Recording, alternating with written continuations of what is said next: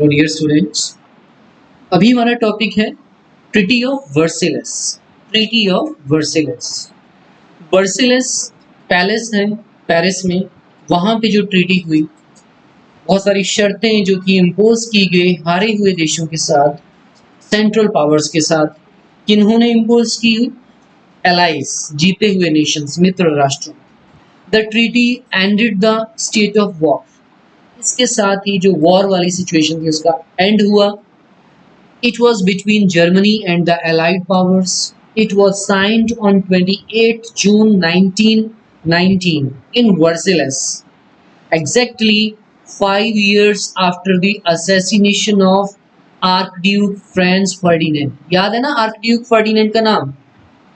वही जो Austria Hungary का जो हेयर था, उत्तराधिकारी था, जिसकी हत्या कर दी गई थी सर्बिया के एक नेशनलिस्ट के द्वारा। एग्जैक्ट उस हत्या के 5 सालों के बाद ये ट्रीटी वाला दिन था, जो कि वर्सेलस में हुई, जर्मनी के अगेंस्ट थी। और यही जो उसकी हत्या ही इसका मेन रीजन बना था वर्ल्ड वॉर 1 का। Of the many provisions in the treaty, one of the most important and controversial required Germany to accept the responsibility of causing all the loss and damage।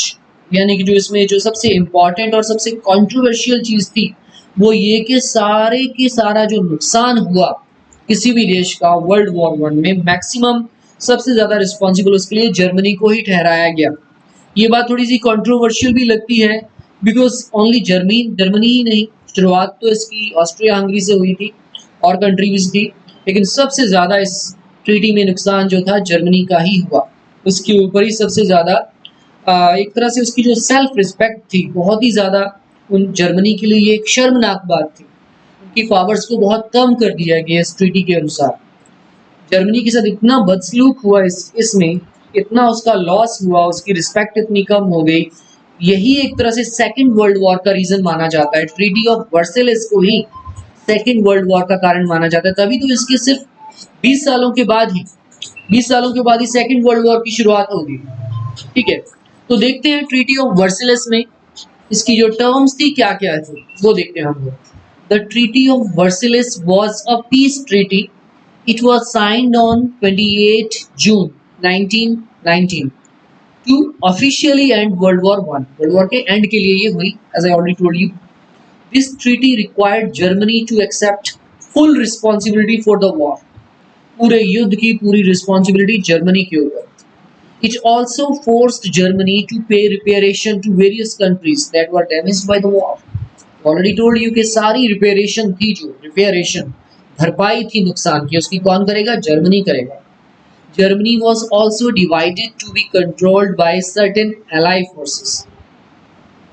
तो Germany के भी बहुत सारे इलाकों के ऊपर जो एलाइज कंट्रीज थी उनकी फोर्सेस का कंट्रोल, जर्मनी के बहुत सारे इलाकों पे फ्रांस और इंग्लैंड की फोर्सेस का अधिकार हो गया। जर्मनीज आर्मी वॉज लिमिटेड, जो उसकी आर्मी थी उसको बिल्कुल कम कर दिया गया। Only 1 lakh active troops थे उनके पास। They were not having no aircraft, tank, gas, heavy artillery, कुछ भी उनके पास नहीं था। आर्मी को रिड्यूस कर दिया गया, उसकी टेरिटरी को रिड्यूस कर दिया गया, बहुत ज़्यादा उसके ऊपर नुकसान, उसका फाइन डाला गया, इसका उसको पूरा गिल्टी माना गया इस चीज़ के लिए, वर्ल्ड वॉर 1 के लिए।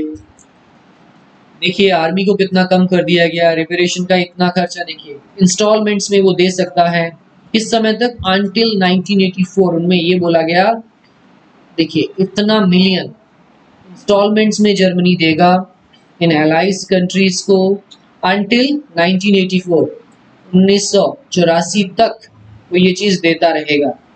जर्मनी लॉस्ट लैंड, बहुत कुछ इलाके इसके छीन लिए गए, बहुत सारे इसके जो स्पेशल इनकम के सोर्सेस थे वो अब इनके पास नहीं रहे।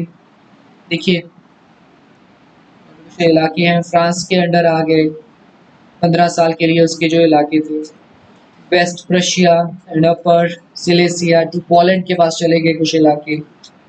मैं ये पोलैंड, प्रशिया, ठीक है, इनके नाम इसलिए ले रहा हूँ बिकॉज जब हम सेकेंड वर्ल्ड वॉर की बात करेंगे तो पोलैंड का रोल काफ़ी ज़्यादा इंपॉर्टेंट रहेगा।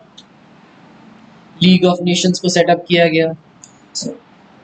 मेरे कहने का मतलब ये है कि ट्रीटी ऑफ वर्सेलिस मेनली इसमें जर्मनी को रिस्पॉन्सिबल ठहराया गया और उसके ऊपर इतना ज़्यादा कर्जे का, इतना ज़्यादा खर्चा उसके ऊपर डाला गया इसका कि 1984 तक इंस्टॉलमेंट भी अगर वो देता रहेगा तो भी बहुत, जो कि इम्पॉसिबल था, जितना उसके ऊपर ये डाला गया खर्चा जितना भी था इसका युद्ध का, उसको ही रिस्पॉन्सिबल माना गया।